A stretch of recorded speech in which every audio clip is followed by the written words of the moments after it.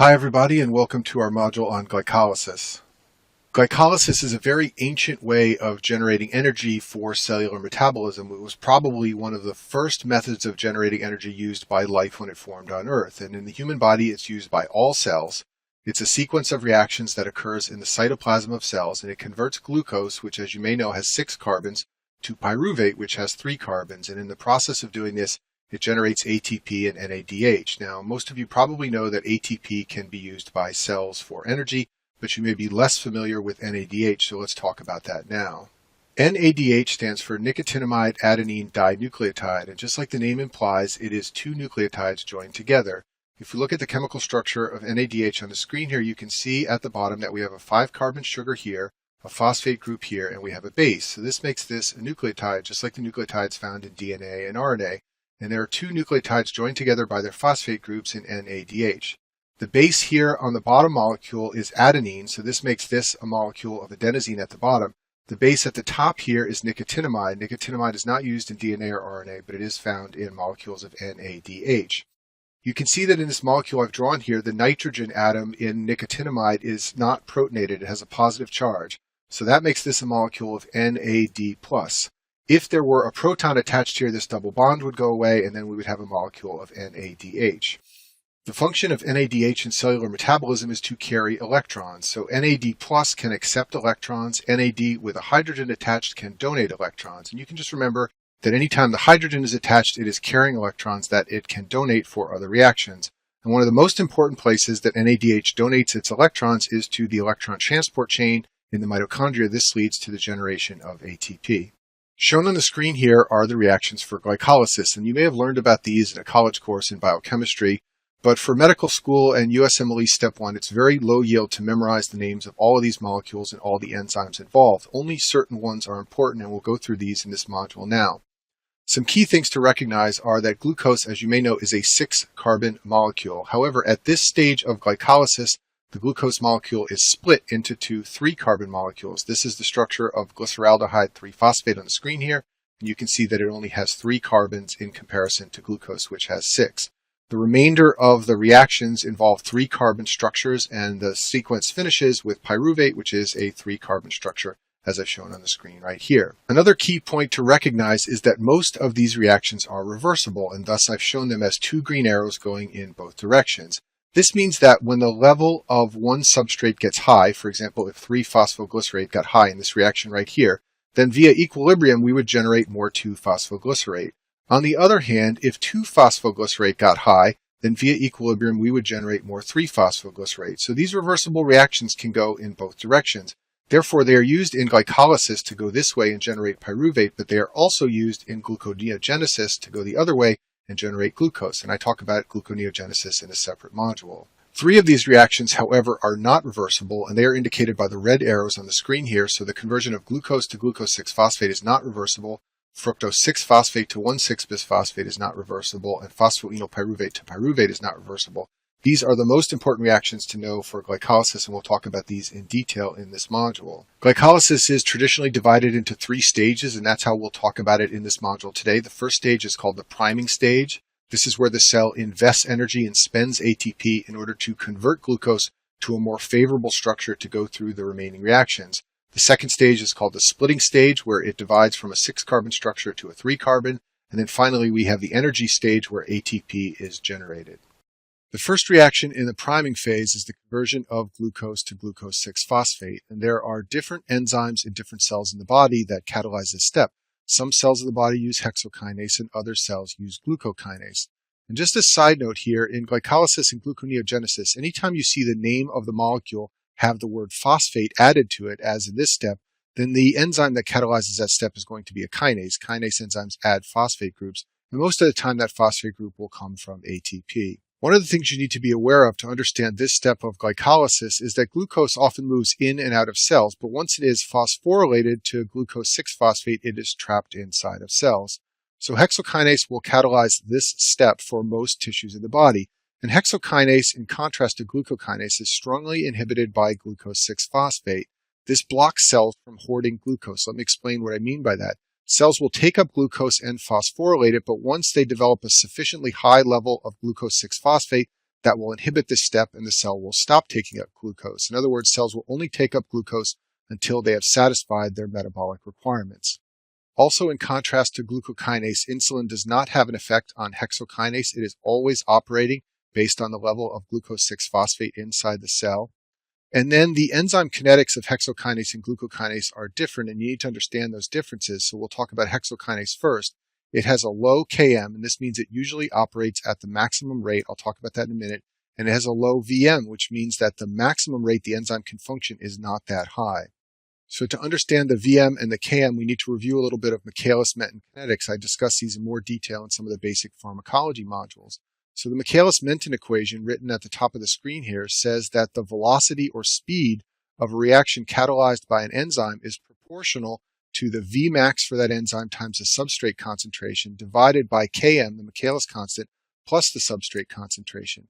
So if Km is very low, as it is for hexokinase, then the Km will quickly become irrelevant as the substrate concentration rises. When the Km becomes irrelevant, this equation reduces to V equals Vmax. What this means is that the concentration of glucose only needs to rise just a little bit, and then this enzyme will immediately begin operating at Vmax. And that's how hexokinase works. It just takes a little bit of glucose to get it to operate at its maximum velocity, the maximum speed at which it can convert glucose into glucose 6-phosphate. Now, another feature of hexokinase, which is not readily obvious on this slide, is that it has a relatively low Vmax compared to glucokinase. In a minute, I'll show you a comparison of the two reactions, but this maximum velocity, maximum speed of the conversion of glucose to glucose 6-phosphate is lower than it is for glucokinase. Now let's talk about glucokinase. Glucokinase is found in the liver and also in the pancreas, and it has a couple of important differences from hexokinase. First of all, it is not inhibited by glucose 6-phosphate, and it is induced by insulin. In fact, insulin can promote transcription of this enzyme at a genetic level.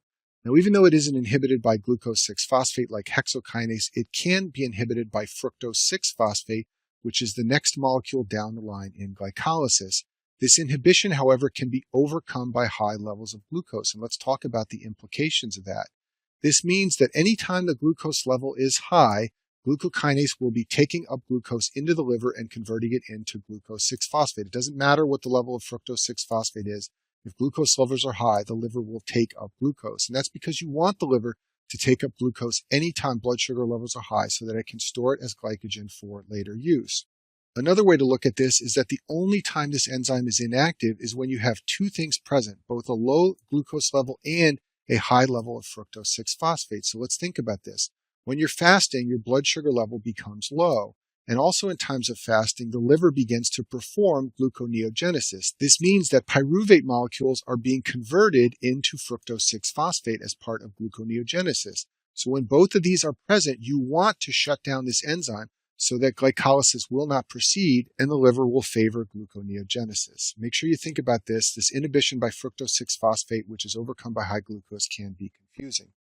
Another important difference between hexokinase and glucokinase has to do with the enzyme's kinetics. Glucokinase has a high Km, and this means that its rate varies with the concentration of glucose. So let's review the enzyme kinetics of glucokinase. It has a relatively high Km. This means it takes a high level of substrate concentration, a high level of glucose, in order for the Km to become irrelevant and for this equation to reduce to V equals Vmax. This means it takes a lot of glucose before glucokinase will reach its Vmax. And you can see I've shown that on the curve here. Hexokinase, which is the dotted line, reaches its Vmax right away at a relatively low concentration of glucose. You have to get to a much higher concentration of glucose in order for glucokinase to reach its Vmax. And that's what happens when the Km value is high for an enzyme. In addition, as you can see, the Vmax for glucokinase is much greater than the Vmax here for hexokinase. This means it can convert much more glucose to glucose 6-phosphate if the substrate concentration is sufficiently high. And then a final feature to know about of glucokinase is that it has a sigmoidal curve. This means the enzyme demonstrates the phenomena of cooperativity. Once it binds its first molecule of glucose, it then becomes more active and can more rapidly begin to ascend towards its Vmax.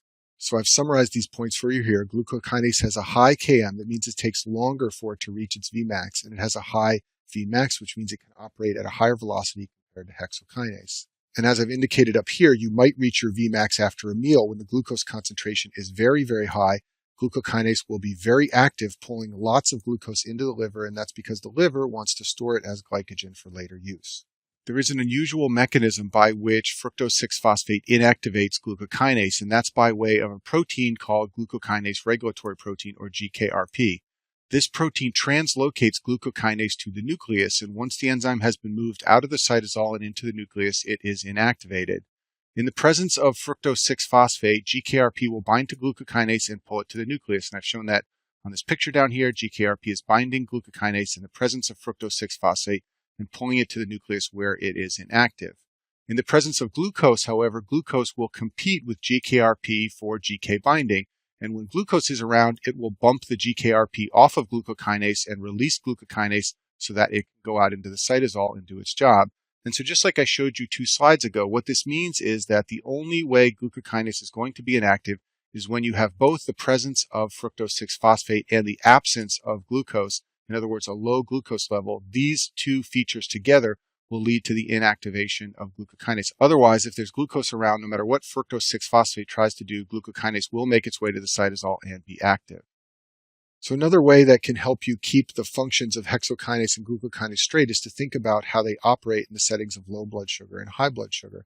So when you have low blood sugar, for example, in the fasting state, hexokinase found in most tissues of the body is still working. There's a relatively low level of glucose 6-phosphate, and therefore hexokinase is phosphorylating glucose whenever it can get its hands on it. On the other hand, glucokinase will be relatively inactive. Its rate is proportional to the glucose concentration. Also, it is activated by insulin, and insulin levels will be low in the fasting state. This means that in the fasting state, when there's relatively little glucose around, glucose will go to tissues when they can find it, and the liver will not take any of it up. And that should make sense to you because, as you may know, the liver performs gluconeogenesis in the setting of fasting, and therefore it doesn't want to be phosphorylating glucose and taking it into glycolysis. On the other hand, after a meal, when the blood sugar level is high, hexokinase in tissues will be relatively inactive. That's because the level of glucose 6-phosphate will become elevated, and that inhibits this enzyme so that the molecules of glucose won't be hoarded by tissues in the body like your muscles. Glucokinase, on the other hand, in the liver will be working. There's a high glucose, and remember, high glucose tells glucokinase to operate at its maximum rate. There's also high insulin, and insulin can stimulate this enzyme. This means that in the setting of high blood sugar after a meal, the liver will store glucose as glycogen, and the tissues will take up only as much as they need in order to satisfy their metabolic requirements.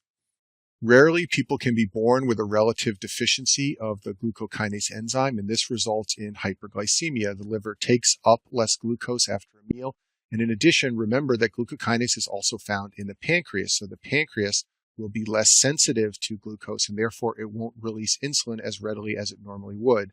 Generally, the symptoms are relatively mild. People with a glucokinase deficiency have a mild hyperglycemia. When the glucose level gets high enough, the pancreas does react and release insulin. One thing that you should know is that this deficiency often is exacerbated by pregnancy, and many women who are diagnosed with gestational diabetes may in fact have a relative glucokinase deficiency.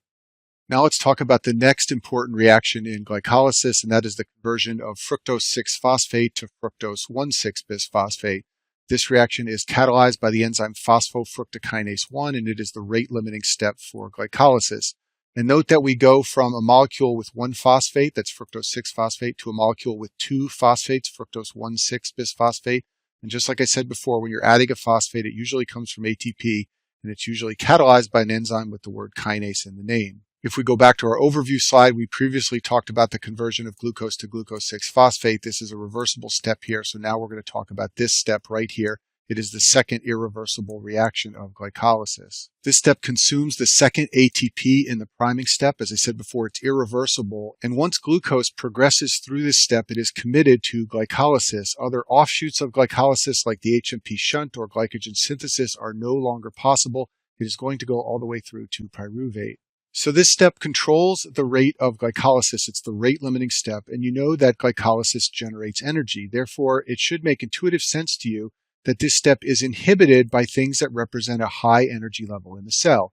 Citrate comes from the tricarboxylic acid cycle or the citric acid cycle. So when levels of citrate are high, the cell has plenty of energy, and therefore it's going to want to inhibit this step and slow down glycolysis. When ATP is high, obviously the cell has lots of energy, and therefore it wants to inhibit this step and perform less glycolysis. On the other hand, key inducers of this step are things that represent the need for more energy in the cell, the need for more glycolysis. So when AMP levels are high, recall that AMP is a breakdown product of ATP.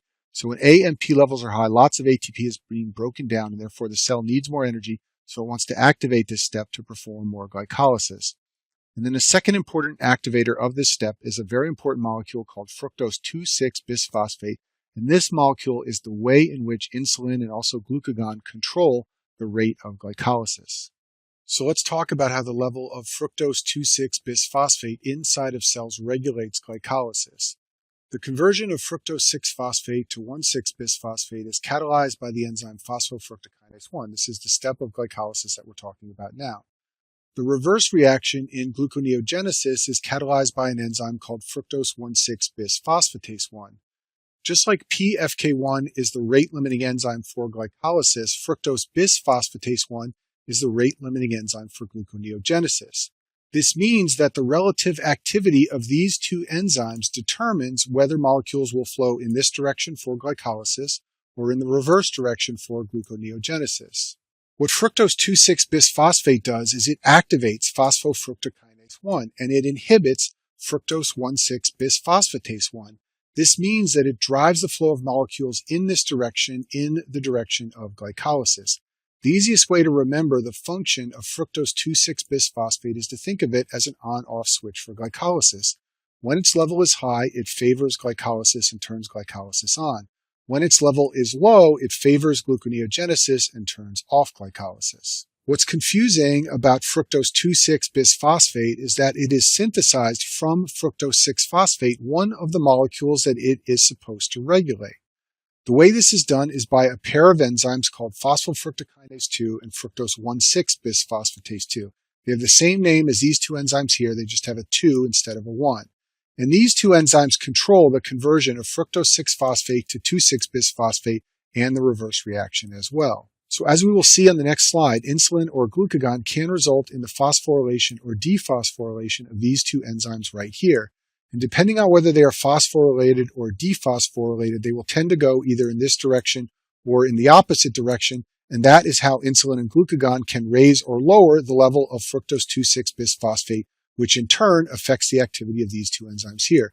This is a very confusing system, but if you just remember what I've written in this box here and think of 2,6-bisphosphate as an on-off switch for glycolysis, you can usually figure out what's going on at the enzyme level. The way that insulin and glucagon regulate glycolysis is by phosphorylating or dephosphorylating the two enzymes phosphofructokinase 2 and fructose bisphosphatase 2. These two enzymes working together determine the level of fructose 2,6-bisphosphate inside of cells. So insulin likes to drive these two enzymes to be in the dephosphorylated state because that favors glycolysis. Glucagon, on the other hand, likes to drive these two enzymes to be in the phosphorylated state because that favors gluconeogenesis. So what I just showed you on the last slide is that glucagon leads to phosphorylation of these two enzymes right here. Insulin leads to dephosphorylation of these two enzymes here. And by doing that, that's the way insulin and glucagon manipulate the levels of 2,6-bisphosphate inside of cells. Because this second messenger system can be confusing, I'll give you two more slides to hopefully make it very clear and stick in your mind. Insulin leads to dephosphorylation of these two enzymes. This favors the conversion of fructose 6-phosphate to 2,6-bisphosphate and increases the levels of fructose 2,6-phosphate. This goes and turns on glycolysis and therefore activates phosphofructokinase 1 so that glycolysis will proceed. You can see this man is eating, his insulin levels are high, and therefore his fructose 2,6-bisphosphate levels are also high. In the fasting state, represented by this empty refrigerator over here, glucagon leads to phosphorylation of these two enzymes right here. And when they are phosphorylated, this favors the conversion of fructose 2,6-bisphosphate back into fructose 6-phosphate. This will lower the levels of fructose 2,6-bisphosphate, which in turn will inhibit phosphofructokinase and glycolysis and favor the reverse process of gluconeogenesis.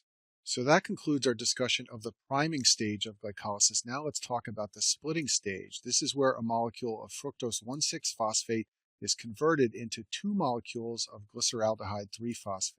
Initially, the molecule is divided into dihydroxyacetone phosphate and glyceraldehyde 3-phosphate, but this molecule can be converted into GAP, and therefore you end up with two molecules of glyceraldehyde 3-phosphate. All of these reactions are reversible, and therefore gluconeogenesis can go in the reverse direction to synthesize glucose from pyruvate. The final stage of glycolysis is called the energy stage. It starts with glyceraldehyde 3-phosphate. The first reaction generates a molecule of NADH. The second reaction generates an ATP. And then the conversion of phosphoenolpyruvate to pyruvate, which is an irreversible reaction that we'll talk about more in a minute. This also generates a molecule of ATP. So this stage of glycolysis generates 2 molecules of ATP per molecule of glyceraldehyde 3-phosphate. However, recall that there are 2 molecules of glyceraldehyde 3-phosphate from each glucose. This means that each molecule of glucose that goes all the way through glycolysis to pyruvate will generate 4 ATPs. This is a 2 ATP net because recall that you spent 2 ATPs in the priming stage of glycolysis. This means that glycolysis in and of itself can generate 2 ATPs. This is with no oxygen. Of course, if you send the pyruvate into the TCA cycle, you can generate many more ATPs from the TCA cycle and oxidative phosphorylation in the mitochondria. Let's talk about the final reaction in the energy stage. That is the conversion of phosphoenolpyruvate to pyruvate. This step is catalyzed by the enzyme pyruvate kinase and it generates an ATP. As you can see, phosphoenolpyruvate is basically a pyruvate molecule with a phosphate group added. This is an unusual reaction in that the enzyme has the word kinase in its name, but it does not add a phosphate group to the end product. It removes a phosphate group from phosphoenolpyruvate and donates that phosphate group to generate a molecule of ATP. This is an irreversible step. It's inhibited by high levels of ATP in the cell and also by alanine. We'll talk about why it's inhibited by alanine in a minute. This step is also activated by fructose 1,6-bisphosphate. This is called feed-forward activation because fructose 1,6-bisphosphate is several steps higher in the glycolysis sequence. If we go back to our overview of glycolysis, this is where fructose 1,6-bisphosphate occurs, and it can feed forward and activate this final step to keep molecules moving in this direction through glycolysis. The hormones glucagon and epinephrine can affect this step. They can phosphorylate pyruvate kinase. This leads to inactivation of pyruvate kinase, and this slows glycolysis and favors gluconeogenesis. The reason that alanine is an inhibitor of pyruvate kinase and therefore an inhibitor of the process of glycolysis is because alanine levels represent a relative lack of glucose throughout the body. When skeletal muscles are wanting for glucose, they can degrade protein to use it for energy. A byproduct of degrading protein in skeletal muscles is the amino acid alanine. The skeletal muscles will release alanine into the blood and it will go to the liver.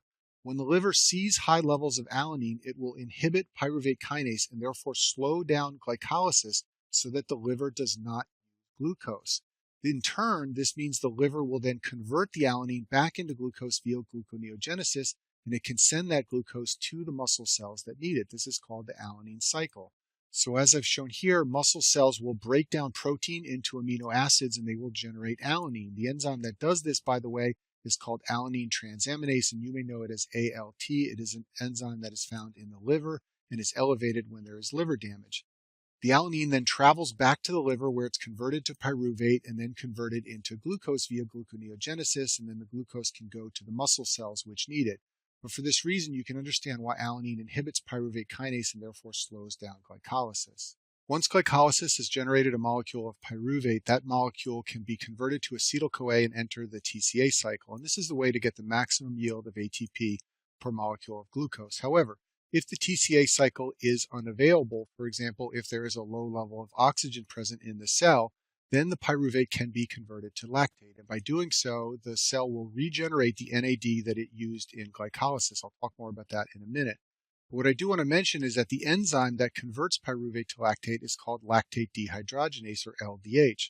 And plasma elevations of this enzyme are common in a number of clinical scenarios. In hemolysis, you can detect high levels of LDH as it spills out of red blood cells that are dying. In myocardial infarction, you can find high levels of LDH in the blood, and some tumors generate high levels of LDH in the plasma.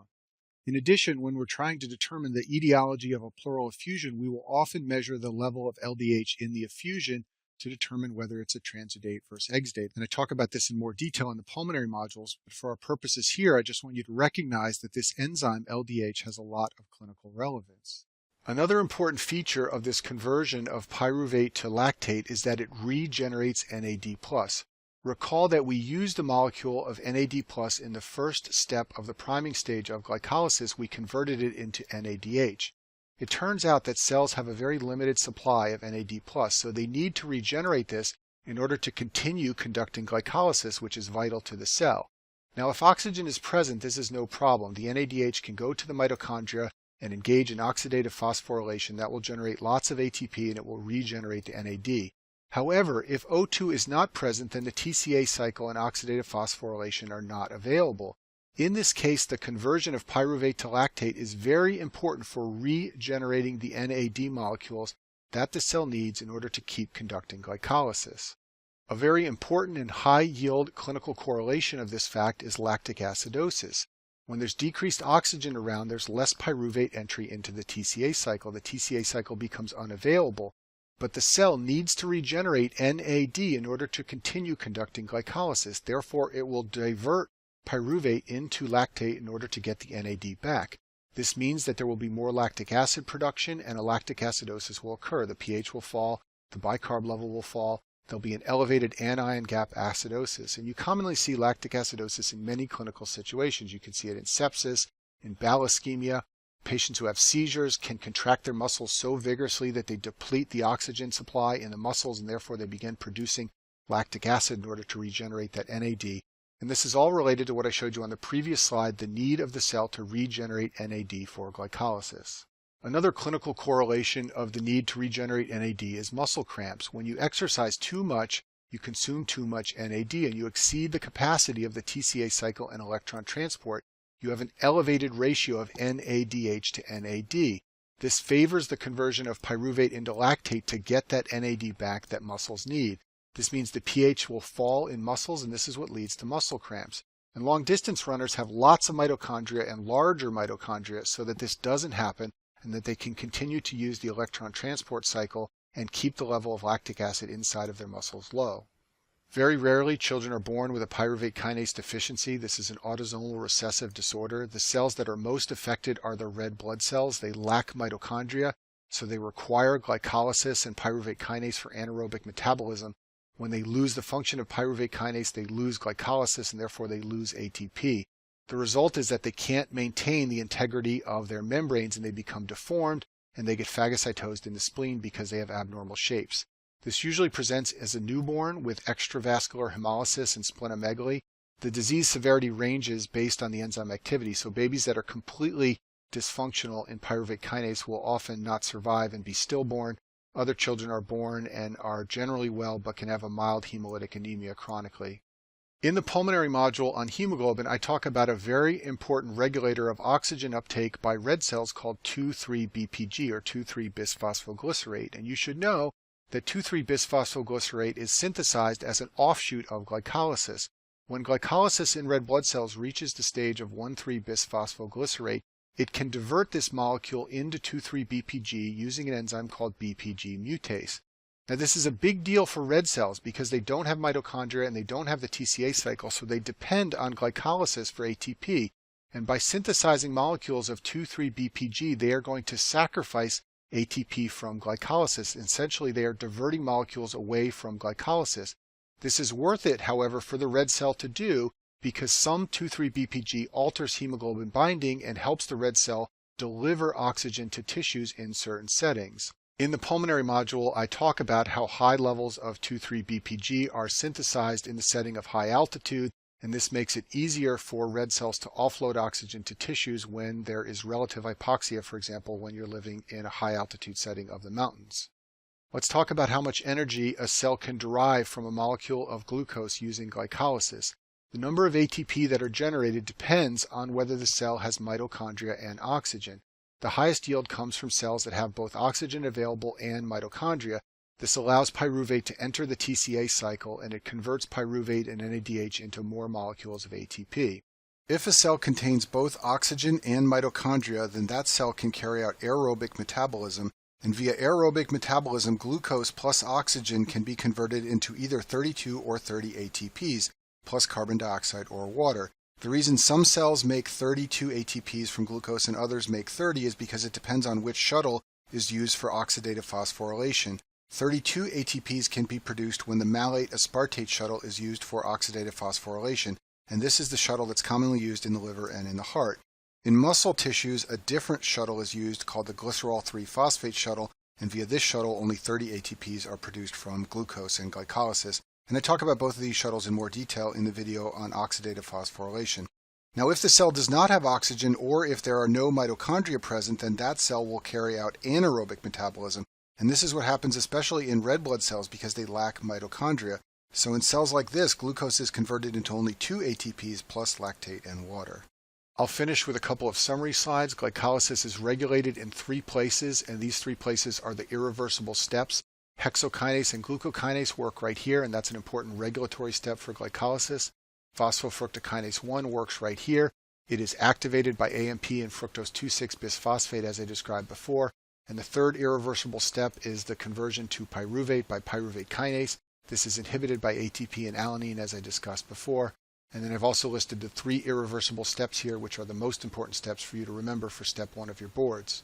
Finally, I'll finish with a summary slide showing you where ATP is expended and generated. There are 2 steps in the priming stage where ATP is utilized, and then there are 2 steps in the energy stage where ATP is generated. And that concludes our module on glycolysis.